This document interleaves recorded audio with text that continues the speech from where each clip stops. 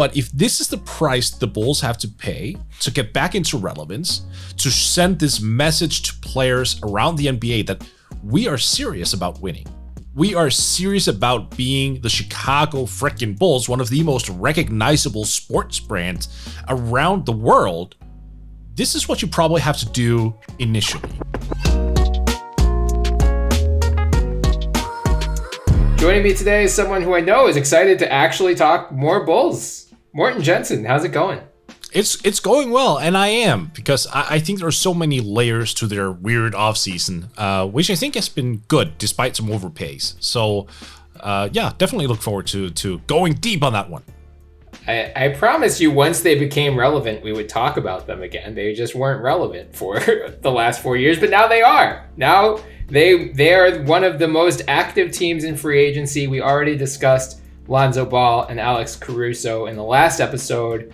On Tuesday, they ended up pulling off the sign-and trade with the Spurs to get Demar DeRozan. They're signing him to a 3-year, $85 million deal, sending back Thaddeus Young, Al-Farouq Aminu, who's just there for salary filler, a protected first-rounder. I believe the protections are top 10, and then top 8, and it can convey no earlier than 2025 because they owe a pick to Orlando from the Vooch trade, and then 2 second-rounders as well.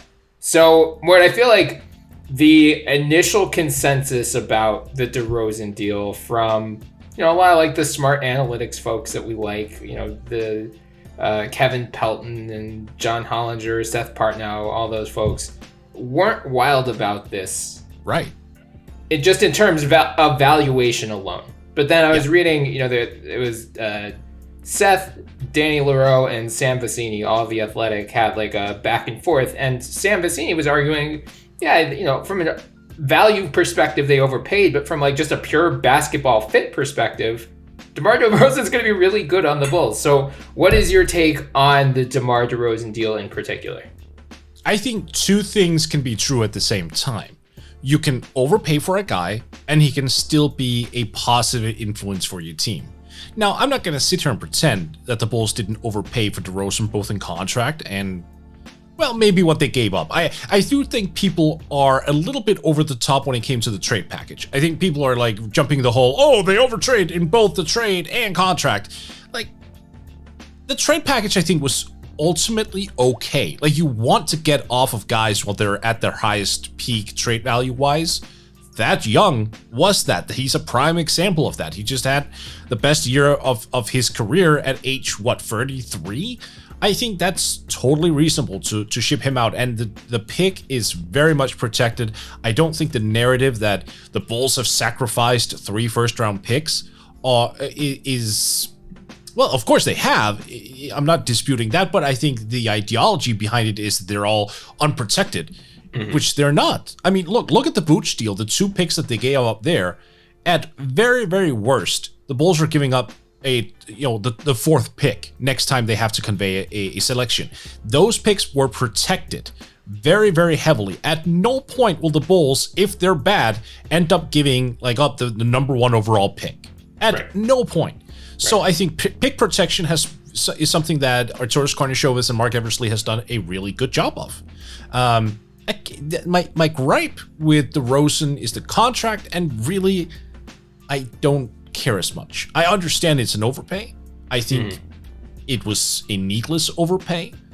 That said, he's there. He's a good player. He's going to add a ton of playmaking. He's going to add a ton of rim pressure.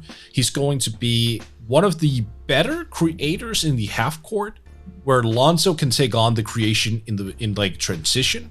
So I like their balance of going quick and also reeling it back in half court settings. But yeah, of course, it was a financial overpay. $85 million over 3 years, that's a ton of money.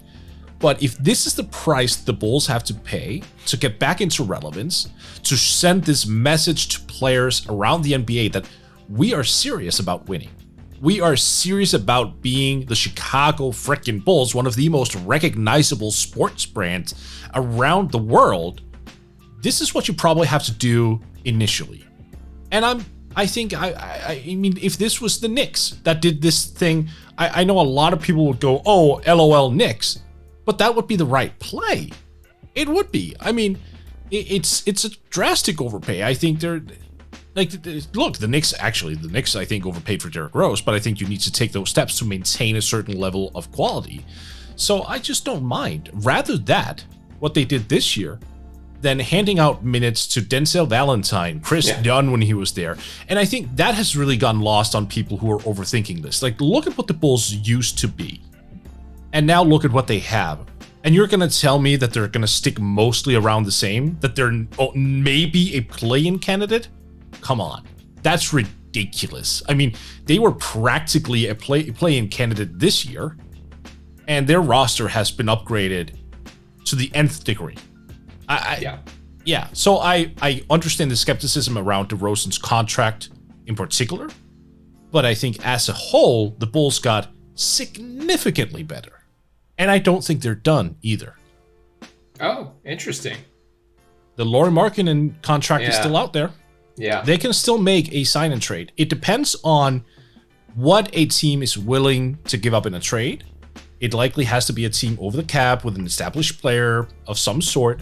But like hell, if the Minnesota Timberwolves are indeed interested in Lauri Markkanen, which rumors have gone around saying that, if you could make some sort of trade where you get Jared Culver in for Markkanen and take a swing on a guy who could end up being a decent wing overall, why not?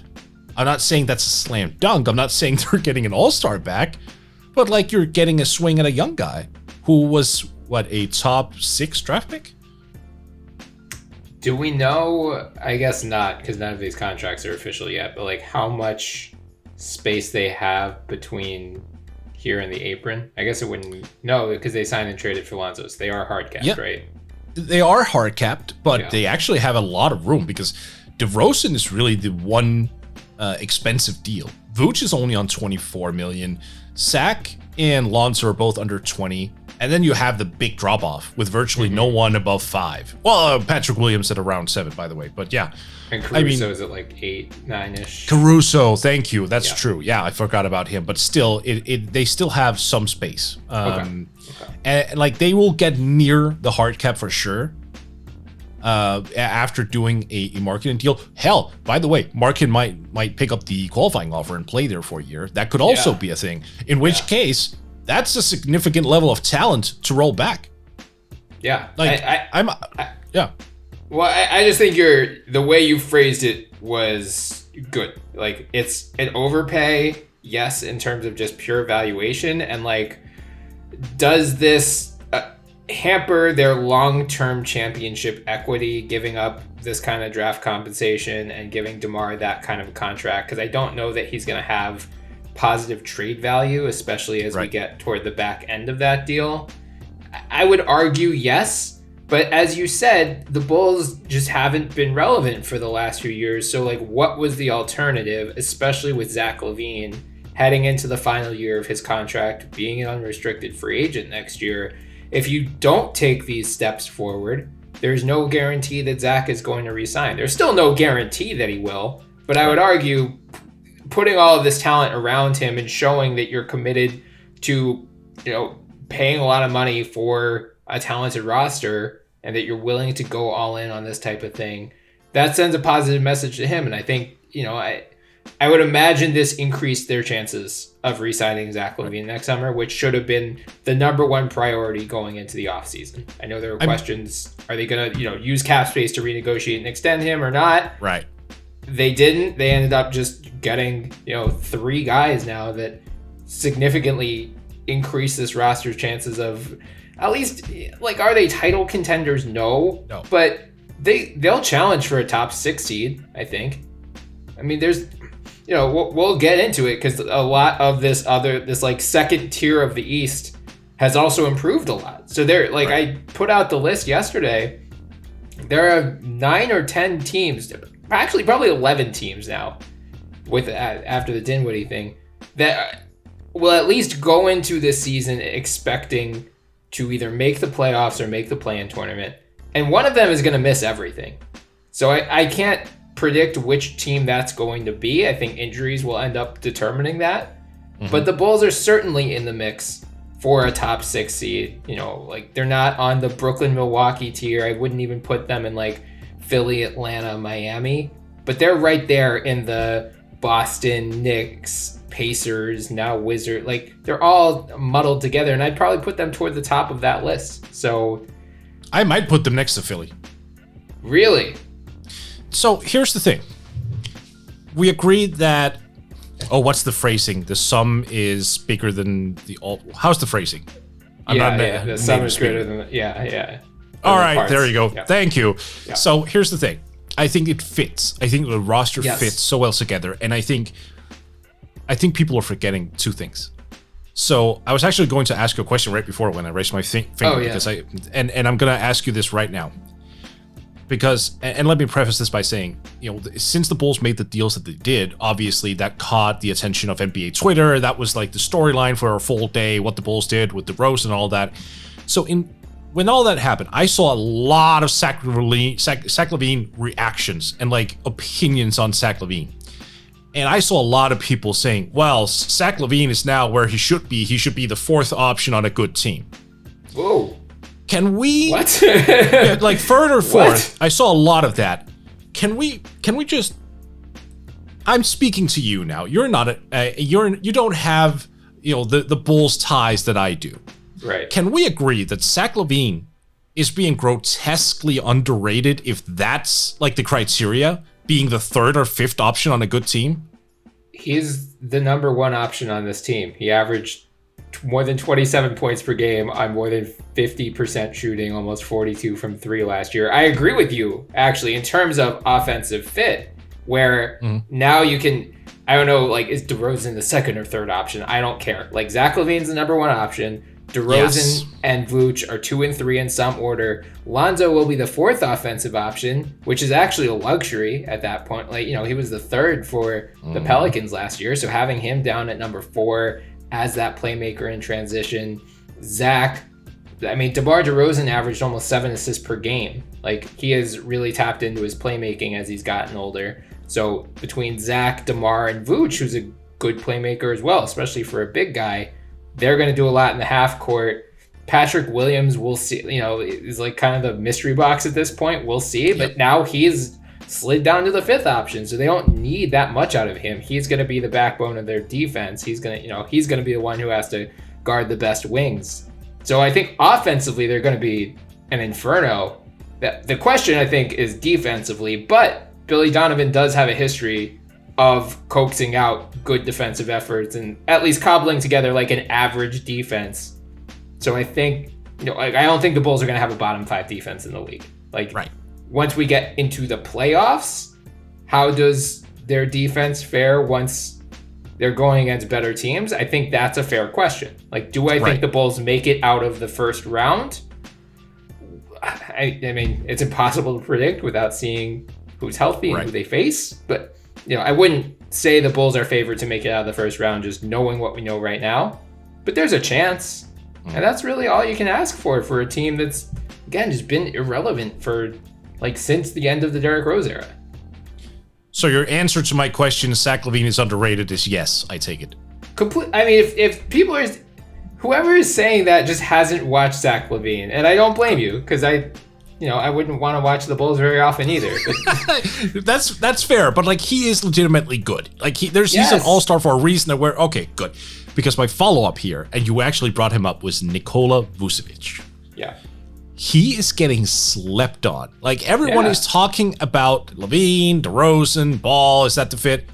Are we forgetting that Nikola Vucevic is an utter elite offensive center? Like, when I go through the numbers, he compares very well to a guy like Karl-Anthony Towns. Obviously, Towns has more of a creation element in him, especially off the bounce and on the perimeter. I'm not saying he's Towns. Don't worry. I'm not a madman. But I am saying that the disparity between the two isn't as large as it seems that the general public is kind of alluding to it. So we have Vucevic, who's, well, you know, he made a couple playoffs appearances in Orlando. He's also made a couple All-Star games, but not a lot of people watch Orlando on a steady basis. Let's be honest. The same with Chicago. Right. So I think and both the same of with the Spurs with DeRozan too. Like I think a lot of people assume DeRozan is the same player he was in Toronto, and he's not. He's a better player now.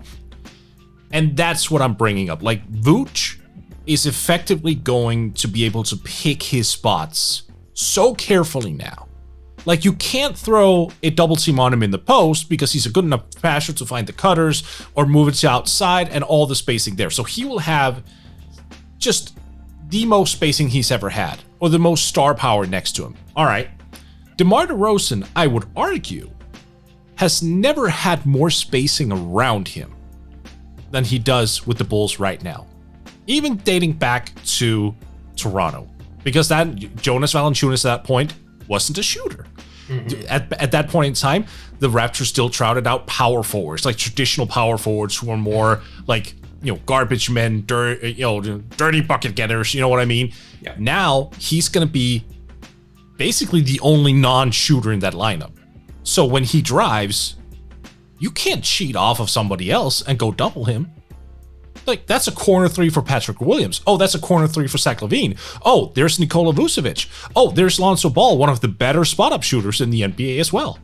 So I think just the chemistry of these guys offensively, and I totally agree with you on the defense. I mean, I'm not even getting into that. This is an offensive-minded team. You're absolutely right. The defense is going to be horrible. Not, bottom 5, but I would be shocked if they're in the upper half of the league. I just don't think they would be in that category. So this comes down to offense, and if they're healthy, Bryan, I think the offensive components to this thing could be mesmerizing, and that's why I think there is a chance that their offense could reach such an echelon where they do compete with the Sixers on like a similar record. Like, would I pick the Bulls in a playoff series against the Sixers? Probably not, because Joel Embiid exists.